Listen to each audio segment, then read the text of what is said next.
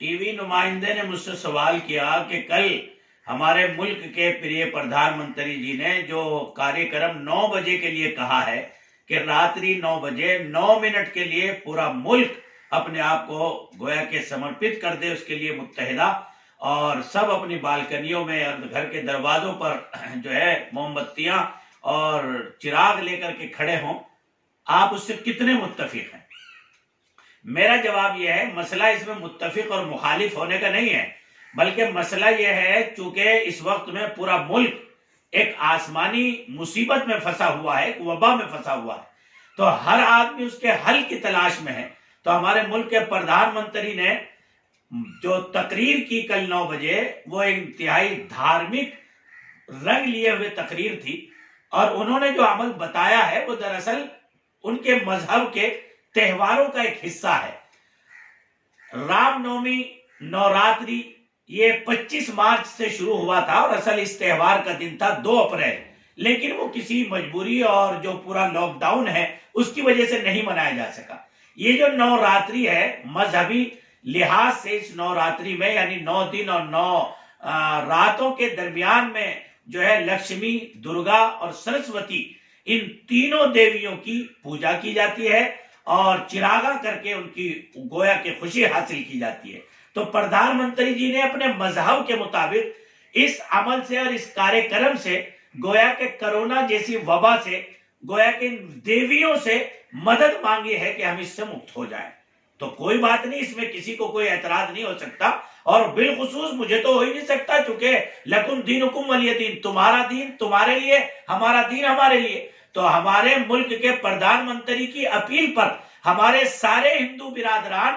چراغا لے کر اپنی بالکنیوں میں کھڑے ہو جائیں، اور مسلمانوں سے میں کہتا ہوں چونکہ ہمارے مذہبی اعتبار سے اس کی اجازت نہیں دیوی دیوتاؤں کو پوجا کرنے کی، تو ہم اپنے رب سے، اس سنسار کے پیدا کرنے والے سے قل هو اللہ احد پڑھیں، چاروں قل پڑھیں، آیت الکرسی پڑھیں، اور 2 رکعت صلاۃ الحاجت پڑھ کے اللہ تبارک و تعالیٰ سے اس وبائی امراض سے حفاظت کے لیے، انسانیت کے لیے، ملک کی حفاظت کے لیے اللہ تبارک و تعالیٰ سے دعا کریں، اور رو رو کر گڑ گڑا کر اللہ سے استغفار کریں۔ تو ہمارے برادران وطن چراغا لے کر جو ہے دروازوں پر، بالکنیوں میں چراغا کریں گے، کس مقصد کے لیے؟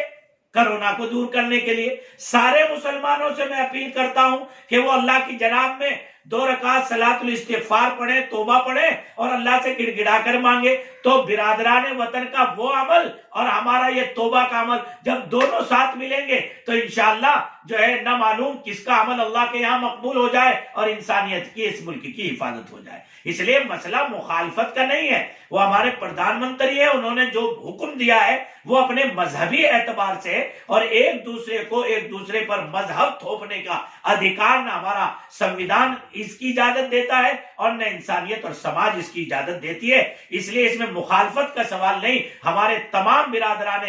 وطن جو ہندو بھائی ہیں وہ یہ اس عمل کو کریں گے، اور ہم اللہ کے سامنے توبہ اور استغفار کا اہتمام کریں گے۔ انشاءاللہ اس توبہ اور استغفار کے عمل سے اللہ تبارک و تعالیٰ پوری انسانیت کے لیے دعا مانگیں گے، اللہ ہم سب کی حفاظت فرمائے۔ اور دراصل یہ ایک رام نومی جو تہوار ہے، اس تہوار کی عظمت، اس کے بل اور اس کی طاقت، چونکہ ان 9 دنوں میں ان درگا، لکشمی اور سرسوتی کے 9 روپ ظاہر ہوتے ہیں، تو ان کی پوجائیں کی جاتی ہیں، ان کو گویا کہ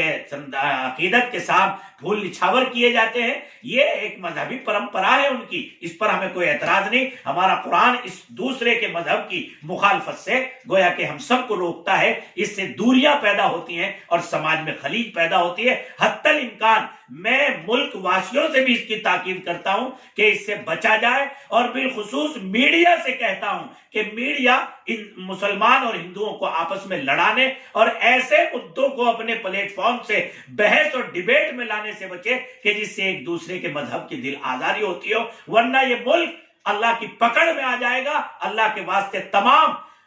میڈیا کے اینکروں سے میں درخواست کرتا ہوں کہ اپنی جانوں پر رحم کیجئے، اور مسلمان اور ہندو جو گنگا جمنی تہذیب اور اس ملک کی سب سے عظیم خوبصورتی ہے، اس ملک کی دو آنکھیں ہیں، ایک ہندو ہے ایک مسلمان ہے۔ میں آپ سے پوچھتا ہوں، کیا اگر کسی صحیح سلامت آدمی کی ایک آنکھ پھوڑ دی جائے تو کیا وہ کانا نہیں ہو جائے گا؟ اس لیے اس ملک کو داغدار ہونے سے بچائیے اور گنگا جمنی تہذیب کی حفاظت کیجئے، اور ڈیبیٹ ایسے موضوع پر کیجئے کہ جس سے یہاں کی روزگار کو مواقع ملے، انسانیت کو فروغ ملے، اور یہاں ہندوستان جو ہے دنیا کے لیول پر ترقی کرے۔